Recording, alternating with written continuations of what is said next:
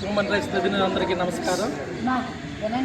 నిన్న మా ప్లాంట్ యాజమాన్యం కానీ మా ఆర్సీఎం డయాసిస్ మేనేజ్మెంట్ కానీ మాకు ఇచ్చినటువంటి ఇన్ఫర్మేషన్ ప్రకారం, మీటింగ్లో చెప్పిన ఇన్ఫర్మేషన్ ప్రకారం మేము స్టేట్ గవర్నమెంట్ నామ్స్ ప్రకారం అపాయింట్ అయ్యి జీతాలు పొందుతున్నటువంటి రెగ్యులర్ ఉపాధ్యాయులు ఇక నుంచి ప్లాంట్ ఇచ్చినటువంటి గైడ్లైన్స్ ప్రకారం స్కూల్ని డయాసిసే నడుపుకొని కాంట్రాక్ట్ బేసిస్లో జీతభత్యాలు ఇస్తామన్నటువంటి ప్రతిపాదనను తక్షణమే విరమించుకోవాలని అందరి తరపున మేము డిమాండ్ చేస్తున్నాం.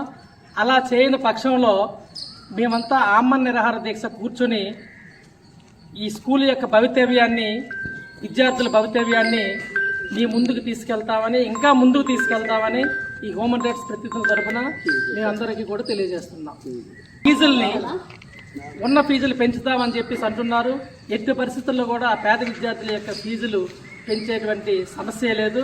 అలా ఫీజులు పెంచకుండా ఇంతకుముందు ఆర్ఐఎన్ఎల్ ఏ రకమైతే ఆర్థికంగా మాకు సపోర్ట్ చేస్తున్న హామీ ఇచ్చిందో మమ్మల్ని అపాయింట్ చేసేటప్పుడు మేము రిటైర్ అయినంత వరకు అది కొనసాగించి ముందుకు తీసుకెళ్లాలని, లేని పక్షంలో స్టాఫ్ అందరం కూడా ఆమరణ నిరాహార దీక్ష చేస్తామని ముందుకు స్పష్టం చేస్తున్నాం. టెలిమీడియం 3 సెక్షన్లు ఉన్నాయి. ఆ 7th class, 8th class, 9th class 3 సెక్షన్లు కూడా పాఠశాల యాజమాన్యం బలవంతంగా ఇంగ్లీష్ మీడియంలోకి మెర్జ్ చేయడానికి ట్రై చేస్తుంది. దాన్ని తక్షణమే ఉపసంహరించుకోవాలని కోరుతున్నాం. థ్యాంక్ యూ వెరీ మచ్ అండి. విద్యాలయానికి విశాఖ విమల విద్యాలయానికి స్టీల్ ప్లాంట్ యాజమాన్య వైఖరి